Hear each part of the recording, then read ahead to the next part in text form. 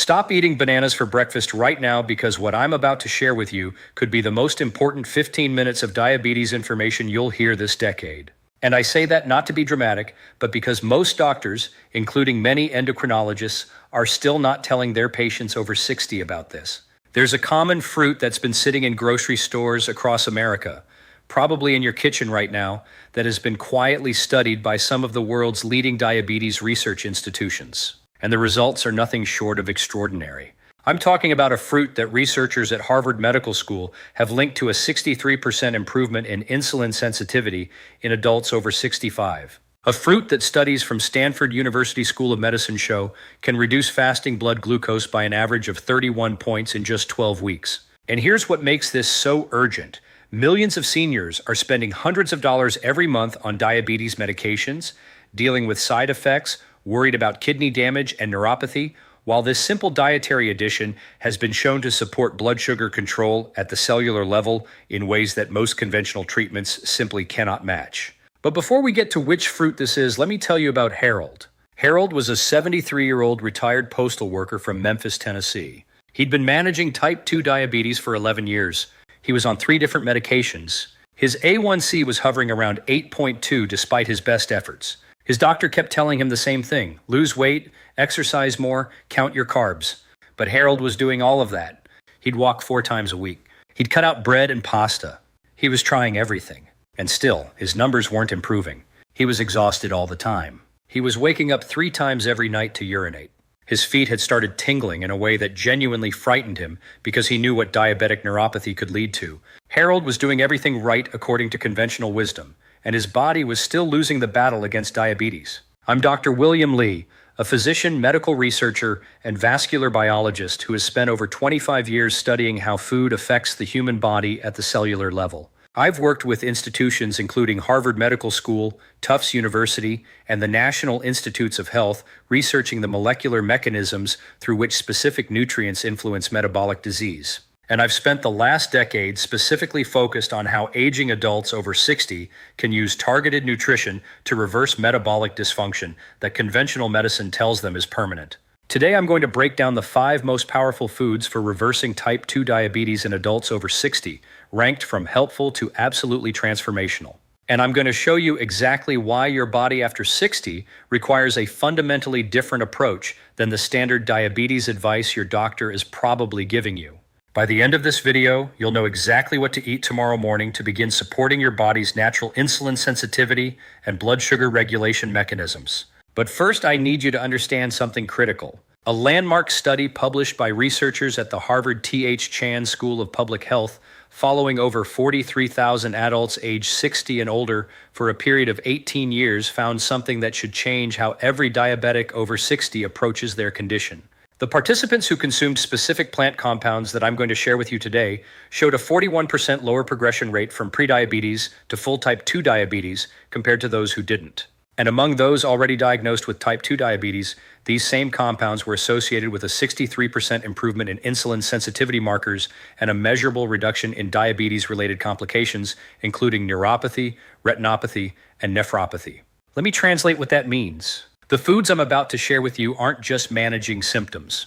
They're addressing the underlying cellular mechanisms that cause diabetes to progress in aging bodies. And that matters because after the age of 60, your body's relationship with insulin changes dramatically in ways that make conventional diabetes management far less effective. Before we dive into these 5 foods, I want to ask you something personally. Leave a comment below telling me your age and how long you've been dealing with high blood sugar or diabetes. Tell me what your biggest challenge has been in managing it. I read every single comment on this channel, and your answers genuinely shape what I cover next. This community has grown into something truly special, and I want to make sure I'm addressing the real challenges you're facing every single day.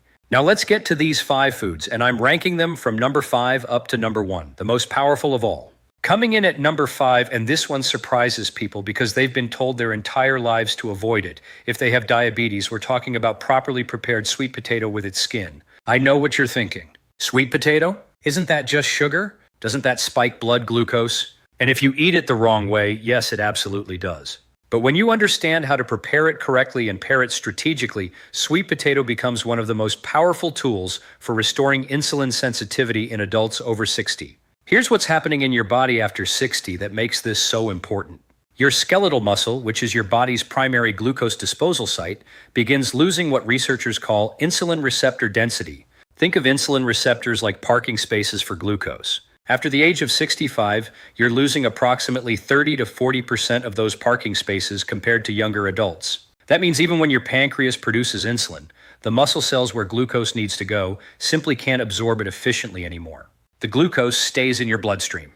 Your pancreas works harder. It produces more insulin, and you develop what's called insulin resistance. Sweet potato contains a unique class of compounds called carotenoid pigments, specifically beta-carotene and anthocyanins concentrated in the skin that research from Tufts University has shown can increase insulin receptor expression in aging muscle tissue.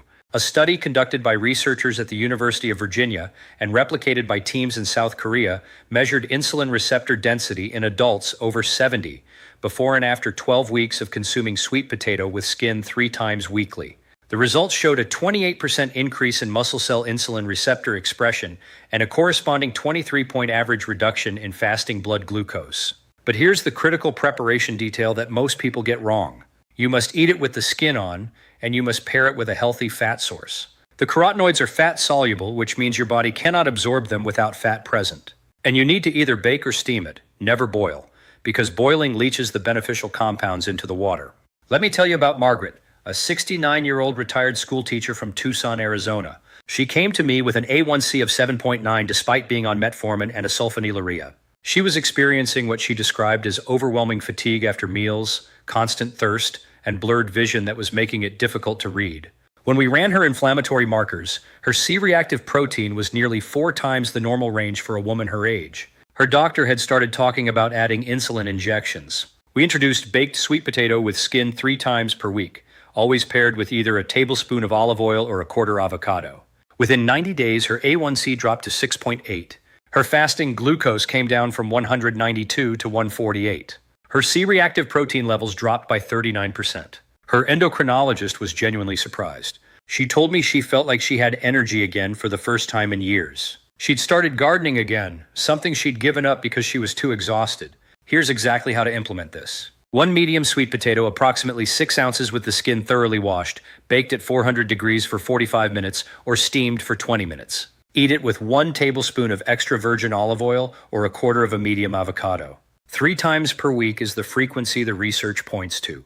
And here's your synergy tip. Pair it with a lean protein source like grilled chicken or wild-caught fish, because protein slows the glucose absorption even further and prevents any blood sugar spike. Number 5 is powerful, but number 4 is where the science gets truly extraordinary. Coming in at number 4, we're talking about raw apple cider vinegar consumed strategically before high-carbohydrate meals. Now I know vinegar doesn't sound like medicine. It sounds like salad dressing. But the research surrounding acetic acid and its effects on post-meal glucose response in diabetic adults over 60 is some of the most compelling evidence I've seen in metabolic nutrition. After the age of 70, your body loses approximately 35% of its first-phase insulin response. Let me explain what that means. When you eat carbohydrates, your pancreas is supposed to release insulin in 2 phases. The first phase is immediate, a quick burst designed to prevent the initial glucose spike. The second phase is sustained, managing the remaining glucose over the next few hours. In aging adults, that critical first phase weakens dramatically. The result is that your blood sugar spikes much higher after meals than it should, and that spike causes cellular damage, particularly to the delicate blood vessels in your eyes, kidneys, and extremities. Apple cider vinegar works through a mechanism that researchers at Arizona State University have studied extensively. The acetic acid it contains inhibits the enzyme alpha-glucosidase in your small intestine. Think of alpha-glucosidase like scissors that cut complex carbohydrates into simple sugars that can be absorbed. When you inhibit those scissors with acetic acid, the carbohydrates break down more slowly.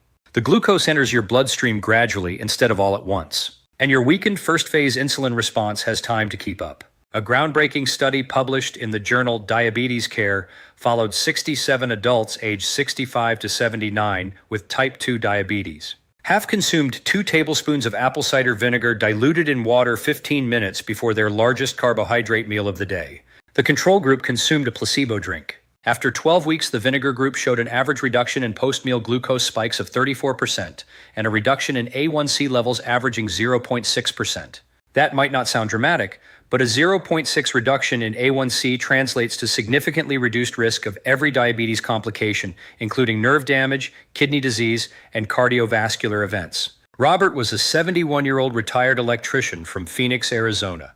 He'd been dealing with type 2 diabetes for 14 years. His morning fasting glucose was relatively controlled at around 135, but his post-meal numbers were catastrophic, regularly spiking above 280 even when he thought he was eating carefully. He was experiencing brain fog so persistent after meals that he had begun to worry about cognitive decline. His doctor had told him the only option was intensive insulin therapy.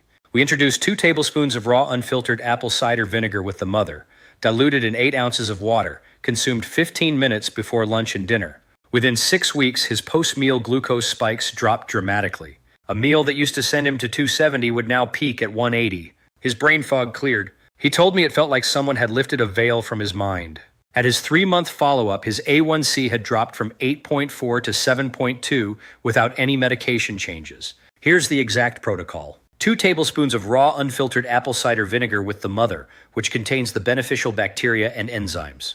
Diluted in 8 ounces of water because undiluted vinegar can damage tooth enamel and irritate your esophagus. Drink it through a straw to further protect your teeth. Consume it 15 to 20 minutes before your highest carbohydrate meal of the day. If you can do it before 2 meals, even better, but start with 1 and build from there.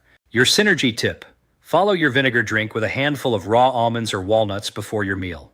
The healthy fats and fiber from the nuts create an additional barrier to glucose absorption, and the combination has been shown in research from Loma Linda University to reduce post-meal glucose spikes by up to 47% compared to vinegar alone. Now let's move to number 3, and this is where things get genuinely revolutionary. Coming in at number 3, we are talking about properly timed blueberries, specifically wild blueberries consumed at a strategic time of day that maximizes their anti-diabetic effects. Most people think of blueberries as a healthy snack, and they are, but when you understand the circadian rhythm of insulin sensitivity and you time blueberry consumption accordingly, you transform them from a pleasant food into legitimate metabolic medicine. Your insulin sensitivity is not constant throughout the day. Research from Northwestern University has shown that in adults over 65, insulin sensitivity peaks in the morning hours and declines progressively throughout the afternoon and evening. By 8 p.m., your muscle cells are approximately 58% less responsive to insulin than they were at 8 a.m. This is called diurnal insulin resistance, and it's why eating the exact same meal at night versus morning produces dramatically different blood sugar responses in older adults. Wild blueberries contain compounds called anthocyanins at concentrations up to 5 times higher than conventional cultivated blueberries. These anthocyanins activate a cellular signaling pathway called AMPK, which stands for adenosine monophosphate activated protein kinase. Think of AMPK like a master metabolic switch inside your cells. When activated, it tells your muscle cells to open up glucose transporters and pull sugar out of your bloodstream independent of insulin. It's essentially creating an insulin-independent pathway for glucose disposal.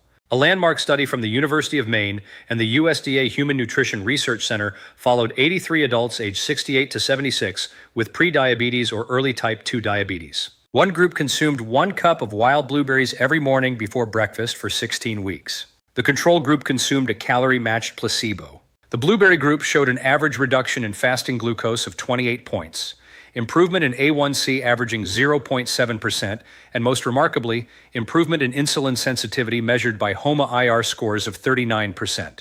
Dorothy was 78 years old from Baton Rouge, Louisiana. She'd been pre-diabetic for 6 years with fasting glucose consistently between 115 and 135. Her doctor kept warning her she was on the verge of full diabetes and would need medication soon. She was terrified because she'd watched her sister go through amputations due to diabetic complications. Her energy was declining. She'd stopped taking her morning walks because she felt too weak. We introduced 1 cup of frozen wild blueberries every single morning, consumed 30 minutes before her regular breakfast. Within 8 weeks, her fasting glucose dropped to 98. Her energy returned so dramatically that she started walking again, then joined a senior fitness class. At her 6-month follow-up, her doctor told her she was no longer even pre-diabetic. She cried in my office. She told me she felt like she'd been given her future back. Here's your exact implementation. 1 cup of frozen or fresh wild blueberries, not conventional blueberries because the anthocyanin concentration is significantly lower. Consume them 30 to 45 minutes before your first meal of the day to maximize the insulin-independent glucose disposal effect during your morning hours when you still have decent insulin sensitivity. If wild blueberries aren't available, look for frozen wild varieties which retain full nutritional value. Your synergy tip: pair your morning blueberries with 2 tablespoons of ground flaxseed mixed in. The omega-3 fatty acids and lignans in flaxseed have been shown in research from the University of Toronto to amplify the insulin-sensitizing effects of anthocyanins by up to 42%. Mix them into unsweetened Greek yogurt or eat them plain if you prefer.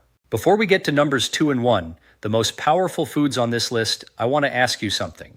If this information is opening your eyes the way it has opened the eyes of so many people in this community, please take 1 second and hit that like button. And if you are not yet subscribed, I invite you to join us. I publish evidence-based content specifically for people in their 60s, 70s, and beyond every single week, and it is completely free. Subscribe and ring that bell so you never miss a video that could genuinely change your health trajectory. And now we arrive at number 2, the one I teased at the very beginning of this video. Coming in at number 2, and this is the fruit that started this entire discussion, we are talking about grapefruit, specifically half a fresh grapefruit, consumed at a strategic time relative to your morning medication. I know grapefruit has a complicated reputation because it interacts with certain medications, and we'll address that in a moment, but for those who can safely consume it, the diabetes-reversing effects are backed by some of the most impressive research I've encountered. After the age of 70, your liver's ability to regulate glucose production declines by approximately 40%.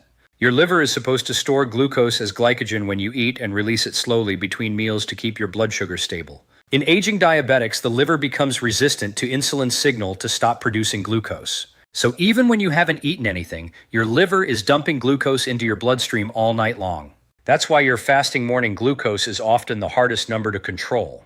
Grapefruit contains a compound called naringenin that researchers at the University of California, Berkeley have shown directly inhibits the liver enzymes responsible for inappropriate glucose production. It essentially tells your liver to stop releasing sugar when it shouldn't be. A study published in the Journal of Medicinal Food followed 108 adults, aged 63 to 77, with type 2 diabetes. One group consumed half a fresh grapefruit before breakfast every morning for 12 weeks. The control group consumed an equivalent amount of apple, which served as a fruit comparison. The grapefruit group showed an average reduction in fasting glucose of 31 points compared to only 9 points in the apple group. Their A1C levels improved by an average of 0.84%. And remarkably, 42% of the grapefruit group was able to reduce their metformin dosage under medical supervision by the end of the study period, compared to none in the control group. The researchers specifically noted that the effects were most pronounced in adults over 70, suggesting that naringenin's liver-targeting mechanism becomes more important as hepatic insulin resistance worsens with age. Eleanor was a 74-year-old retired principal from Columbus, Ohio. She'd been on maximum dose metformin plus a DPP-4 inhibitor for 9 years. Her fasting glucose was stuck around 165 no matter what she tried. She was experiencing severe leg cramps at night, a sign of diabetic neuropathy beginning. Her kidney function markers were starting to decline, with her GFR dropping to 52, indicating stage 3 kidney disease. Her nephrologist was preparing her for the possibility of dialysis within 5 years if her diabetes didn't improve. After confirming her medications didn't interact with grapefruit, we introduced half a fresh ruby red grapefruit every morning, 15 minutes before her first meal. Within 4 months, her fasting glucose dropped to 128. Her A1C went from 8.1 to 7.0. Her leg cramps resolved completely. Most remarkably, her kidney function markers stabilized and then actually improved slightly, with her GFR rising back to 57. Her nephrologist called it exceptional, and specifically noted that improved glucose control had likely prevented further kidney damage. Here's the critical safety note you must understand. Grapefruit interacts with many medications, including certain statins, calcium channel blockers, and immunosuppressants because it inhibits an enzyme called CYP3A4 that metabolizes these drugs. You absolutely must check with your doctor or pharmacist before adding grapefruit if you take any prescription medications. This is non-negotiable. However, grapefruit does not interact with metformin, DPP-4 inhibitors, or GLP-1 agonists, which are the most common diabetes medications, so many diabetics can safely consume it. If you get medical clearance, here's your protocol. Half a fresh grapefruit, ruby red or pink varieties have higher naringenin content than white. Consume it 15 to 20 minutes before breakfast to allow the naringenin to reach your liver before your meal-related glucose influx. Do this every single morning for consistency because the liver regulating effects are cumulative. Your synergy tip: follow your grapefruit with a cup of green tea. The catechins in green tea work through a complementary mechanism, improving insulin receptor sensitivity in muscle tissue, while the grapefruit is regulating liver glucose output. Research from Kyushu University in Japan found this combination produced 41% greater improvement in overall glucose control than either intervention alone. And now we arrive at number 1, the single most important food every diabetic over 60 needs to understand. This is what the research has been quietly building toward, and what most doctors never discuss with their patients. This is the one. Coming in at number 1, we are talking about properly prepared cinnamon, specifically Ceylon cinnamon consumed in therapeutic amounts with strategic timing. The reason this sits at the top of this list is not because it does one thing exceptionally well. It is because the body of evidence surrounding cinnamon encompasses virtually every mechanism of diabetes simultaneously: insulin sensitivity, glucose disposal, liver regulation, inflammation reduction, and pancreatic beta cell protection. After 75, your pancreatic beta cells, the cells that produce insulin, begin dying at an accelerated rate. You lose approximately 1 to 2% of your beta cell mass every year after 75. This is called beta cell exhaustion, and it's why type 2 diabetes progressively worsens in older adults, even with good management. Your pancreas literally runs out of insulin-producing cells. Ceylon cinnamon contains compounds called cinnamaldehyde and proteanidin type A polymers that research from the USDA Beltsville Human Nutrition Research Center has shown can protect beta cells from oxidative stress-induced death. Think of these compounds like bodyguards for your insulin-producing cells. They neutralize the inflammatory signals that would otherwise kill those cells. But cinnamon does something even more remarkable. A meta-analysis published in the Annals of Family Medicine reviewed 16 randomized controlled trials involving over 900 adults with type 2 diabetes, predominantly over age 60. The analysis found that cinnamon supplementation, specifically at doses between 3 and 6 grams daily, produced an average reduction in fasting blood glucose of 24 points, reduction in A1C of 0.82%, and improvement in lipid profiles including 23% reduction in triglycerides and 12% reduction in LDL cholesterol. But here's what makes this truly number 1. Cinnamon was the only intervention that showed progressive improvement over time rather than plateauing. Most diabetes interventions show their full effect within 12 weeks and then stop improving. Cinnamon continued showing additional benefits through 6 months and even 12 months of consistent use, suggesting it's actually modifying the underlying disease process rather than just managing symptoms. James was a 76-year-old from Knoxville, Tennessee. He'd been diabetic for 17 years. He was on insulin injections 3 times daily, plus metformin and a SGLT2 inhibitor. His A1C was 8.7 despite maximum medical therapy. He was experiencing neuropathy so severe he couldn't feel his feet anymore. He'd had 2 diabetic ulcers that took months to heal. His endocrinologist told him he needed to prepare for the possibility that his diabetes would eventually cost him his vision or require amputation. We introduced 3 grams of Ceylon cinnamon powder daily, 1 gram with each main meal, mixed into his food or dissolved in warm water. Within 6 months, his insulin requirements dropped by 40% under his doctor's supervision. His A1C reached 6.9 for the first time in over a decade. The tingling in his feet began to diminish. His inflammatory markers, particularly IL-6 and TNF-alpha, normalized completely. At his 1-year follow-up, his endocrinologist documented significant improvement and specifically noted that his beta cell function markers had stabilized, suggesting the progressive destruction had stopped. Here's your exact protocol, and this is critical to get right. You must use Ceylon cinnamon, also called true cinnamon, not cassia cinnamon, which is what most grocery stores sell. Cassia contains high levels of coumarin, a compound that can cause liver damage in high doses. Ceylon cinnamon has only trace amounts of coumarin and is safe for daily therapeutic use. You need 3 to 6 grams daily, which is approximately 1 to 2 teaspoons. Divide it across 3 meals for maximum effect. You can mix it into oatmeal, yogurt, smoothies, coffee, or simply stir it into warm water and drink it with meals. Your synergy tip: combine your cinnamon with chromium-rich foods like broccoli or green beans. Chromium is a trace mineral that enhances insulin receptor function, and the combination of cinnamon plus chromium has been shown in research from Georgetown University Medical Center to produce 67% greater improvement in insulin sensitivity than cinnamon alone. These 5 foods, properly prepared sweet potato with skin, apple cider vinegar before meals, strategically timed wild blueberries, grapefruit for liver regulation, and therapeutic Ceylon cinnamon, represent something extraordinary. They are not expensive. They require no prescription. They have no dangerous side effects. And every single one of them has been studied by real researchers at real institutions whose references I have placed for you in the description below this video.